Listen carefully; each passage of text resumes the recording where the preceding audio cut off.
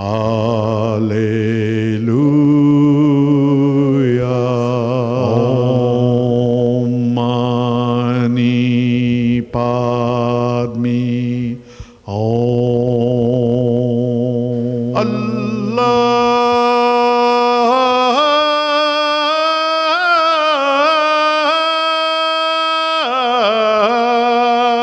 Satnam. Welcome. You're watching Harmony University.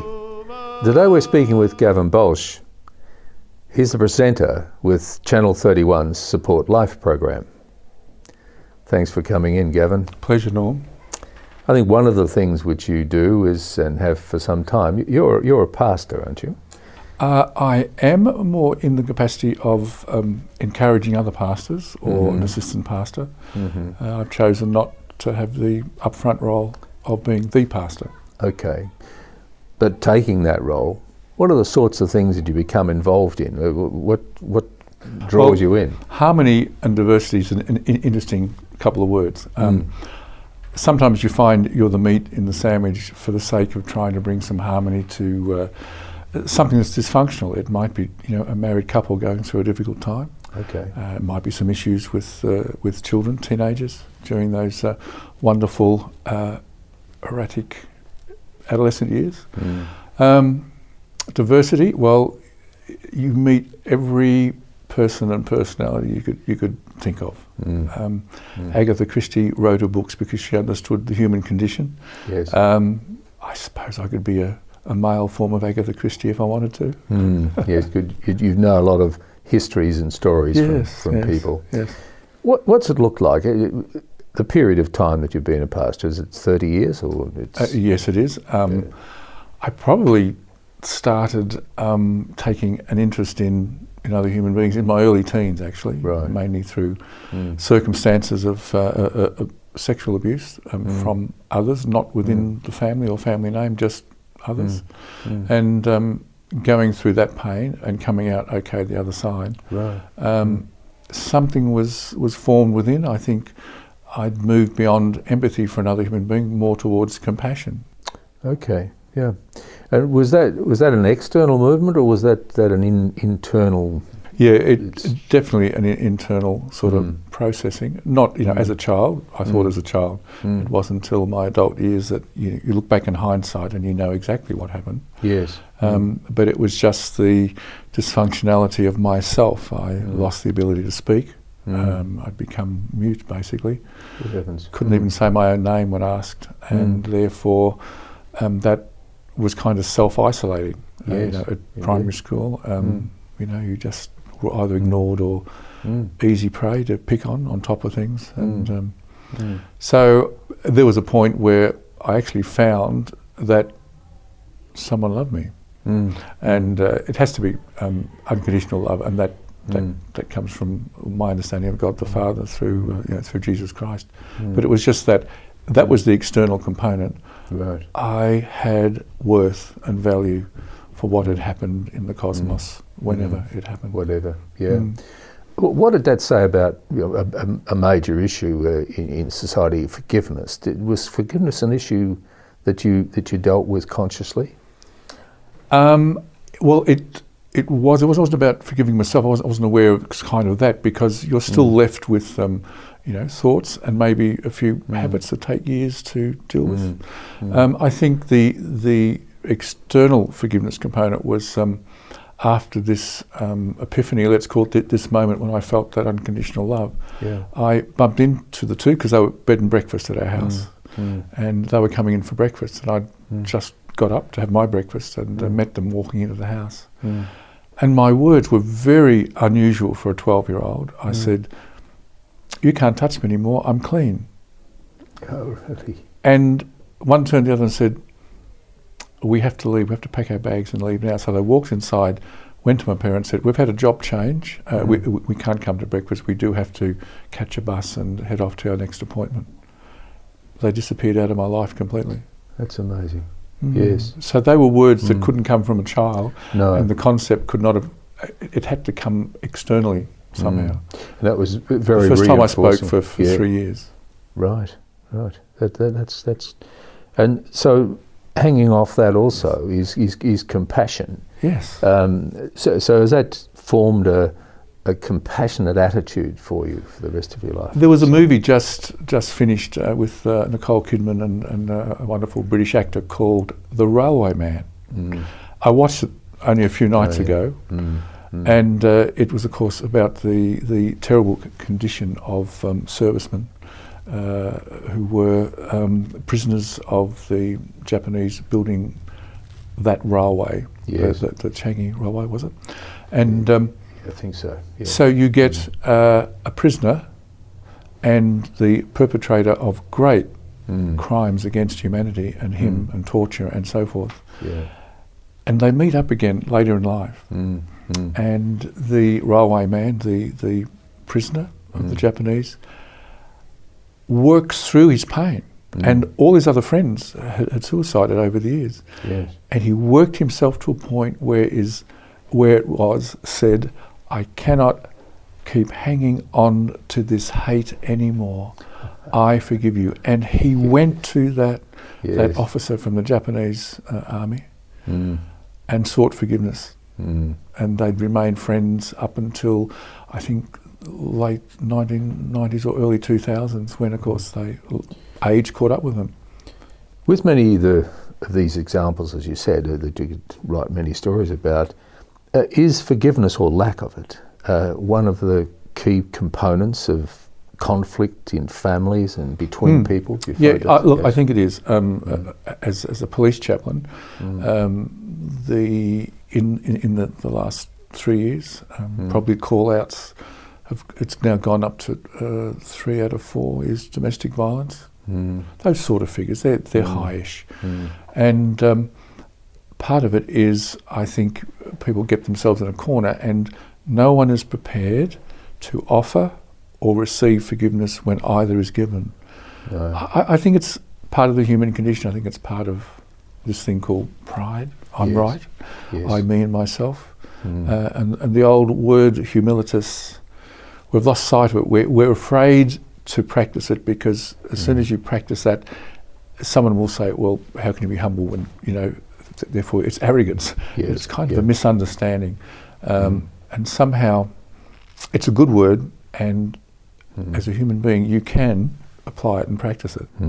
Yes, I think that's right. But the director is not going to forgive me if I don't take a break right now because we're out of time. We'll be back in a moment.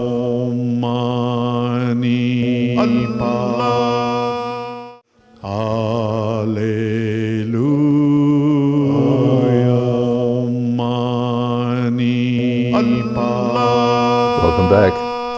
You're watching Harmony and Diversity, and today we're speaking with Gavin Baulch. He's the host of the Channel 31 Support Life program. We were talking about your role as a pastor in part. So over this 30 years, what sort of changes have you seen in the needs and the ways and the involvement of people in the church, I suppose, but in the church of society on a broader basis? All right. Well, back in the 50s, I was born 1946, was the great migrant influx. The Greeks and the Italians and others came from Europe, that part, and from Britain. And I can remember being in Footscray and the market gardens were springing up. What was a market garden? Well, it was the garden of the family next door growing their tomatoes and things. And Footscray, it was a great influx and it was very rich. They would make tomato sauce, like 100 bottles of tomato sauce from one little backyard, and we'd be given a bottle every couple of days because they'd be doing their pasta. And Mum just stored it in a cupboard. She had about 30 bottles because we would use a bottle a month. And it was summer. And one night there was this explosion, boom, boom, boom, boom. And the caps went through 3/4 of an inch of sort of particle board and Laminex. And we had a kitchen full of tomatoes. Now, the outflow of that was everybody knew everybody. You said hello, even if they couldn't speak English and you couldn't speak Italian. There was that, it didn't come between you. The great difference in my memory of 50, 60 years now is I can't remain your friend if you differ with me. Mm. It's enough to cause a separation of friendship. You know, mateship, great word in Australia. Yeah. We were always we could have different points of view, and be just so open and friendly to each other, and you know, we doff the hat, as they said, or say hi to your neighbour. Now is if you differ too much from me, I just reject you. Yes. There's not a willingness to continue and work at the relationship. It's so easy just to let go of and start something new because you're different. Now that's a succinct observation, because it's reflected in politics, but it's reflected in the media constantly. How do you deal with that? Because do you find that that's part of some of the family issues that you're dealing with? People being unable to move, well, it's always the case with young people, of course, teenagers, etc. They're always different anyway. But at other levels in a family, do you find it's with parents? Well, the family concept structure is kind of broken down. You know, where there's an African saying that is, how do you raise a child? Well, you don't raise the child, the community does. Now, you can unpackage that to the point that there was always someone around taking an interest in your child, a genuine, good interest in your child. Neighbours, and you know, the kids would go out and play till 9 o'clock or sunset, and someone's mother would say, "Hey kids, come in," and they'd all come out from different corners, different backyards and home. Today there's no that structural support. I don't know my neighbour, I've got a fence. Well, I always had a fence. From the 50s we had fences, but we were on the fences talking to each other over the fence. Now we don't know who's behind the fence. Maybe a Rottweiler might be there. Okay, so who do we go to? Where's community? Lived at Caroline Springs for a while. Great selling point, a new community. And so Delphin would organise community games and things, right? So you'd have egg and spoon race and things. And I can remember the first one I went to in this new development, and we couldn't get the kids to line up to do a race, because the parents would say, "What's the prize?" And we'd say, "Oh, there's no prize, it's just the fun of doing it." And we had something like $400 or $500 to spend from Delphin. And they wouldn't let their kids run unless the first prize was a minimum of $10. We went through only a few races, and our $500 was gone, and then nobody played the games anymore. The concept of community had gone. The second mortgage was in. I have a nice house, but I might be sitting on a tomato box or apricot wooden box or something and watching a big, large, flat screen TV. And there was a different kind of poverty that seeped in, and a different kind of I'm okay. If I can show you that I'm this driven person and here's what I look like on the outside, I can buy all the makeup, the clothes, the plastic surgery, the nice house, the big screen, I must be doing okay. The right badge on the car, doing okay. But it's the internal world that seems to have no compass of recent years. So that's a different sort of poverty, as you're Yes, it is. I indicating. think it's an internally, it's a richness has gone from the human character and its desire to even contribute to another. I mean, Maslow said, there's this hierarchy of need, and maybe, and that was written many years ago, Certainly maybe was. man will have time to invest in his neighbour. I think that pyramid has changed. I don't think there's any time for your neighbour. You work occasionally in churches and do preaching in churches, etc. What congregations like at the moment? What sort of sizes? What sort of needs do they have? They're all over the place. I was at on the weekend a friend's child dedication. Okay, and I'd never been to this little church. There would be 80 people, 100 people. The demographic was the most amazing I'd ever seen. They were all between the ages of, say, 20 and 32, 33. All had kids or were pregnant or were about to give birth. This month they're having like 30-something dedications. Right. When parents sat down, the carpet was full of ankle biters. Lovely little 1 and 2 year olds crawling around, sitting on laps, crying, burping, being fed. Parents didn't mind the child crawling up to another one. It was such a hopeful environment that there is this generation who still are nourishing the soul, let's call it, or certainly building, what shall we say, a worldview of goodness, and they were all raising each other's kids. But I was the oldest person by like 30 years plus. And it was strange. Yeah, it is strange because age is to do with time and we're out of it. We'll be back in a moment.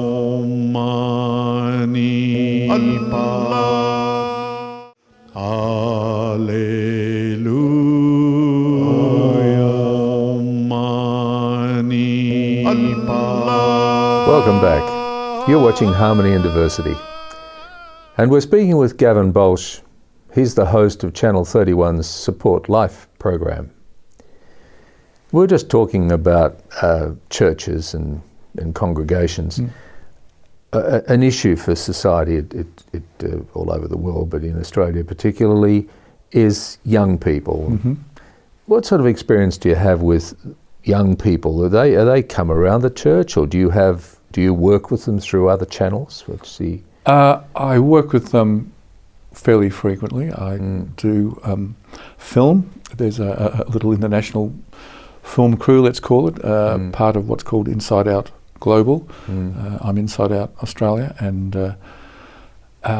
we look at the inside of a person, the pain that a young person's going through, and the out component is we want them to name this pain, to be in a place where they can name it, and then they can make a short film, maybe for 6-7 minutes, about this transition of coming to grips with themselves. And we base it on their strengths. I mean, all of us have got weaknesses, and at school, if you weren't good at maths or English, you'd get a tutor. I think the school system missed something simple. Focus on what they're good at and watch them begin to improve in what they're not good at. We're kind of being negative in the wrong way, positive in a negative way. And so we do a strengths test. We find their top 3 or 4 or 5 strengths, and we play to that for the whole week, 2 weeks, 3 weeks. We've got these kids. Some of them are gang leaders, drug addicts, you name it, they're there. Lovely, wonderful young people. And when they see there's worth and purpose and there's a way out and through their personal pain, something magical happens. Now, that's looking at those with need and difficulty. Young people as a whole, I think it's the most amazing generation we've produced. Because when they get their teeth onto something, whether it be good or evil, they'll run with it until the change for good or evil occurs. They're very passionate about change and contributing to change. And one of the most wonderful stories I've heard, and it's in Melbourne, is a young man, I won't mention his name, but if you're following a bottled water product called Thank You Water, that's what it's called, Thank You Water. The most amazing story, a 22-year-old young man is wondering what to do with his life. It's like, you know, I'm going to uni, I'm not satisfied, what's the purpose in life? He gets this epiphany where he thinks he's going to change the world through water. And within 4 years, he gets the Young Entrepreneur Award of the Year internationally. He's based in Melbourne, in Abbotsford. And here's a little business. I don't think anyone's over 30. And they're changing the world. And you go to a little code on their bottle. You buy the bottle of water and you look up and you find out what the profit of that bottle is doing to change water access to someone in the world, and you know who they are and you follow it. And the other component there was they went to Coles and Woolworths, and of course Coles and Woolworths weren't interested, they were too small. So they socially networked their friends. The servers collapsed for Coles and Woolworths. There were so many people say, if you stock this product, we'll come and shop at your store. And so they're now serviced by Coles and Woolworths. Good heavens. This is young adults wanting to change the world. They are fantastic. Could that partially be because because of media and communications the way it is now, it really is a global village. It is very small. You see change in other places, so you can perhaps bring it here. Well, that's it. You see, they've got the tools now. Now we're a little older, and we have the same tools, but we're a little bit slower. We're not grasping it, and we're not supposed to. We're not them. But I think we're there to encourage and speak into their world and say, guys, go for it. You can do it. You can actually change the world. You've got this technology. Use it for good. And this, again, you and I have talked about unconditional love. Here it is, when you focus off I, me and myself, and you move towards the significant other. Yes. Yep. Man, you change, and that other person will begin to change. I think a power of it too is the significant other in the modern parlance. Oftentimes that other includes pretty much all of existence, that broader perspective. Is this feeding over into the churches, into people coming through as pastors, coming through as ministers? In some arenas and not in others. I was watching Compass. I was at Sunday night, and they had one gentleman and 3 women talking about where the Catholic Church is. I thought I was going to get a great dollop of women's lib-only stuff, like a kind of a shredding. It was the most articulate and wonderful conversation I have struck when women were sincerely talking about their faith, and they're not going to move from it. They're not going to move out of Catholicism. And you had the ex-premier of Keneally, I can't think of her name. Christine. Yeah, Christine. Yeah. I didn't know she was a woman of faith. It was one of the most uplifting conversations I've seen women have with each other, which encouraged me as a man. So they're likely to be more active. Were these women who would be active as ministers? Were they ministers? Or they? Well, I think the joy component for me was they were active regardless of whether things particularly go their way or not in church structure and theology and so forth. They were remaining true to basic values for life. Yes. They were articulate. They were supportive of each other. It's like they weren't going to walk away, and yet they were heavily committed to their faith. And I think that's, if we bring it down to some basics, if you know what the fundamentals of your faith, regardless of interpretations and other things, and it brings a richness to you, that's right, and you accept the love that's given to you, this unconditional love, then there's a freedom. There is a freedom, but freedom doesn't apply to us because we're out of time. You've been watching Harmony and Diversity, and next week we'll be speaking again to Gavin Baulch. Thanks for watching. Bye for now. Baha'u'llah,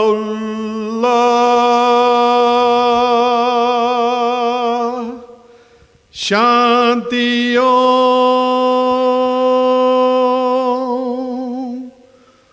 Allahu